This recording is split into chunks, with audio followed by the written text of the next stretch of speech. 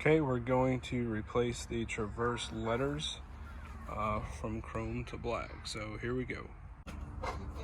First, tape around it.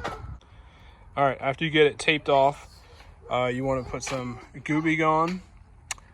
Get a sponge with the little hard side on the back, a hair dryer or a heat gun, and then I'm using one of these. This is what comes in a kit to tint, or you can use a credit card or something like that, something that's plastic.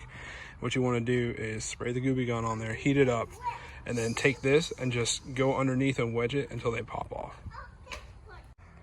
Okay, once you get them all off, you just want to take some Windex, spray it down and wipe it up clean, and then take an alcohol pad and make sure it's thoroughly clean.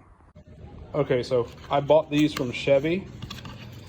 These come pre-packaged like so, already evenly spaced.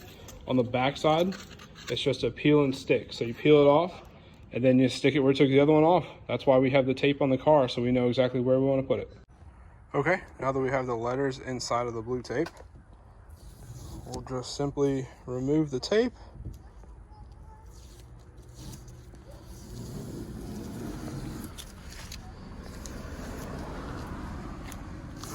And there you go. Black badging. Make sure you press it down real good so that it don't come off. There you go. Simple and quick.